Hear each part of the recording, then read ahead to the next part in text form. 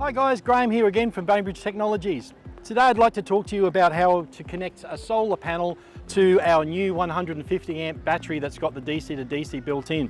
We've had a fantastic response to this battery since we released it a week or so ago, and a lot of questions have come in on how to connect solar to it because it's got a DC to DC built in, and yes, some of your external DC to DCs for your vehicles have solars built in, but in this particular unit cannot do it with this battery. There's a couple of reasons: trying to keep the size of the case as small as possible, but the main reason is because of a BMS in the lithium battery cuts out the over voltage and under voltage. So anything above 15 volts going into it, it will cut out. So if you don't have a regulator going in beforehand and the voltage going in, it's going to play up with the internal BMS. So quite simply, to get around that, all you do is just run your external regulator to the load side of the battery like you would do on any normal battery, where you just have a positive and a negative post.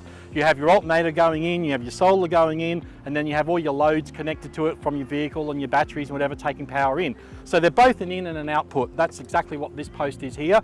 This input is purely for the DC charger. So it sees the input from your alternator, from your starter or cranking battery.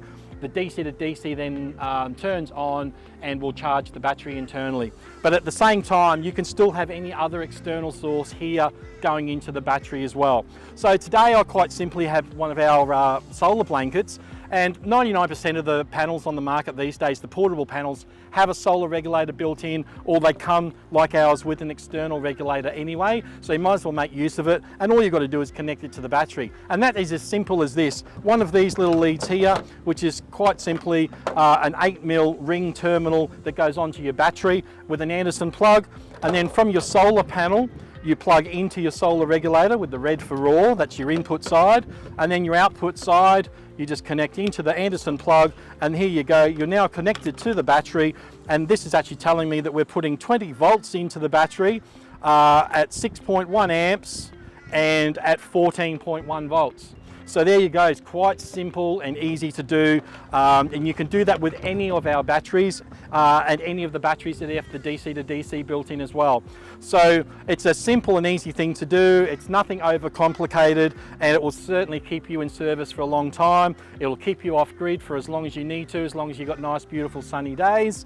And but even when it's not, even when it's an overcast day, that can be just as important, and that's where you would normally have a bigger solar panel so that you can try and gain as much solar as you can and get into the battery and keep it in there. And we all know the lithium batteries last a lot longer, they charge up a lot quicker and everything as well. So it'll keep you off grid whether it's overnight, 2 days, a week, or even longer.